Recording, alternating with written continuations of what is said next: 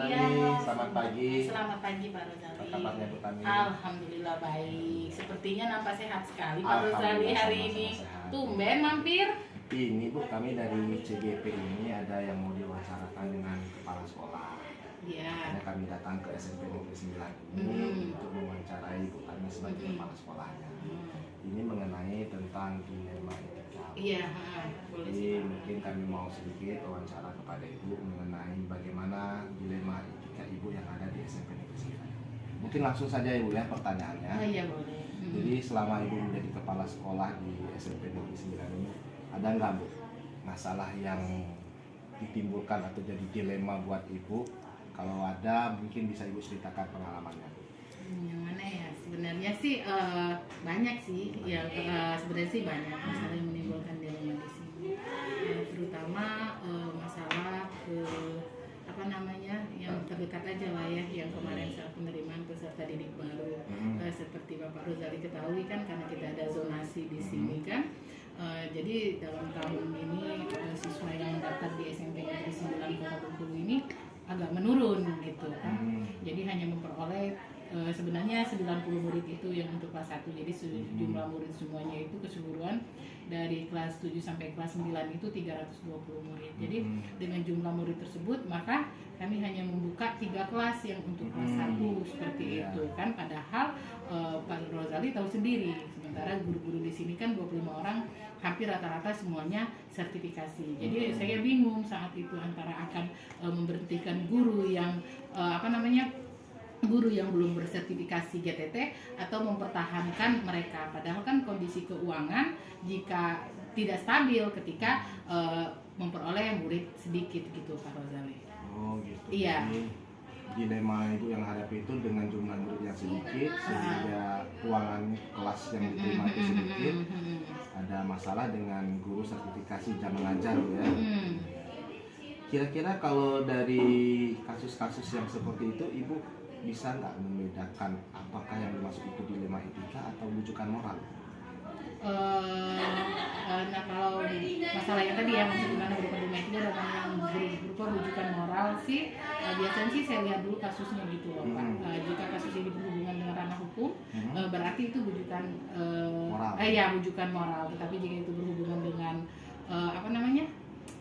dilema etika ya, berarti dia etika, apalagi dampaknya memang benar di satu sisi dan benar di sisi yang lainnya, jadi bisa dipastikan itu adalah dilema etika seperti itu. Jadi kalau dilema etika menurut Ibu itu benar-benar loh ya. Ya benar-benar. Tapi kalau rujukan moral itu ada Ada pengaruhnya. Baik Bu, pertanyaan berikutnya ini Bu, selama mengambil keputusan di sekolah Ibu ini, kira-kira misalnya ada kasus ini sama-sama benar atau sama-sama mengandung nilai kebajikan, yang mana kira-kira Ibu pilih nanti? Bagaimana cara Ibu mengambil keputusan yang sama-sama benar misalnya dilema etikanya? Misalnya sama-sama benar, misalnya ya, saya berdiskusi dengan, saya memanggil dulu ya, berdiskusi dengan wakil-wakil saya gimana cara menyelesaikan masalah yang dihadapi sekarang tentang kekurangan jam pada guru-guru yang bersertifikasi seperti itu.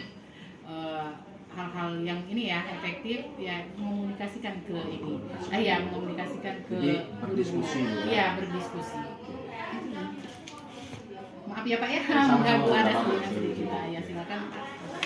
Baik, berarti salah satu langkah-langkah prosedur yang Ibu biasa lakukan itu adalah dengan mengajak wakil-wakil gitu. Iya, dengan mengajak berdiskusi. wakil berdiskusi. Oke. Jadi pertanyaan berikutnya Bu, apakah hal-hal selama ini yang Ibu anggap efektif ketika mengambil keputusan yang berhubungan dengan kasus-kasus dilema? Saya rasa semuanya akan efektif jika komunikasikan dengan baik kepada semua pihak yang berkepentingan ya, sehingga mereka itu tahu apa yang terjadi pada kita dan kita tahu apa yang terjadi pada mereka. Jadi komunikasi itu sangat penting ya dalam mengambil keputusan dalam kasus ini. Kemudian pertanyaan berikutnya Bu, ada nggak tantangan dalam pengambilan keputusan dalam kasus dilema etika yang Ibu hadapi? Apa sih pengambilan keputusan cuma satu, yaitu jika tidak adanya keterbukaan. Tantangan itu cuma satu, jika tidak adanya keterbukaan di salah satu pihak. Jadi kasus-kasus ini membutuhkan keterbukaan dari semua pihak dalam menyelesaikan masalah itu. Jadi keterbukaan Bu ya, Iya, tantangannya ya. Iya. Karena kalau tidak keterbukaan itu jadi malah bingung ya. Iya, jadi malah bingung. Kayaknya dia ini ya udah selesai jadi. Baik, pertanyaan berikutnya Bu. Apakah dalam penyelesaian kasus dilema yang seperti ini, apakah Ibu selesaikan langsung atau dijadwalkan terlebih dahulu?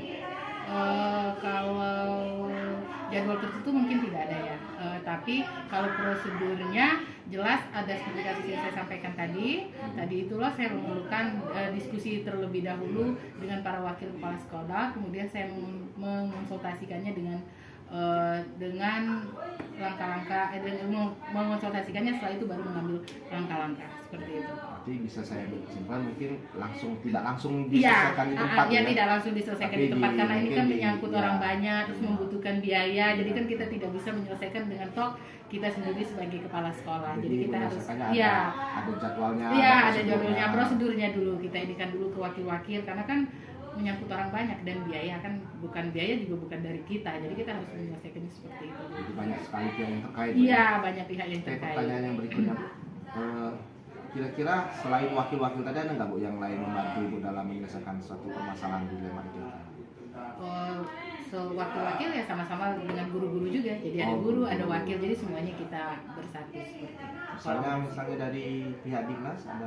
Kalau dari pihak Dignas sejauh ini sebelum, karena kan bisa diselesaikan di masalah. Kalau di pihak Dignas itu kan sama halnya, sama terjadi juga di sekolah yang lain. Jadi memang kita kekurangan jam. Jadi kalau diselesaikan di Dignas juga tidak selesai. Jadi gimana kebijakan kita sebagai kepala sekolah? Jadi yang banyak terlibat itu di dalam di wakil guru. dan guru-guru karena kesepakatan kita. Oke, terakhir Bu Ibu kami yang ingin saya tanyakan itu kira-kira apa yang bisa kita petik dari pembelajaran Ibu mengenai pengambil keputusan etika itu?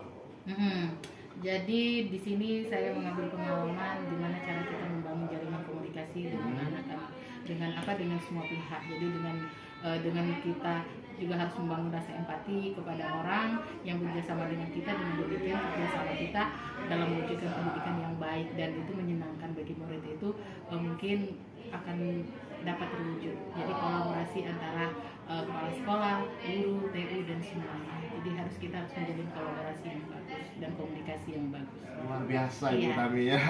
Iya, saya lihat luar biasa Ibu sebagai kepala sekolah. Jadi dapat ilmu saya ini. Iya. Yang pertama yaitu kenal keterbukaan, kemudian jalanan komunikasi dan kolaborasi. Seperti Terima itu. kasih Bu Tami. Iya, masa Pak Rosali. waktunya yang sudah banyak nih tersita mungkin dari kesibukan tadi. Iya, maaf tadi juga ada selingan-selingannya Pak Rosali ya gitu kan. Oke. Iya, terima kasih. Kami langsung izin pamit. Oh iya, nggak apa-apa. Terima kasih Bu Iya. Tami. Sama-sama. Assalamualaikum.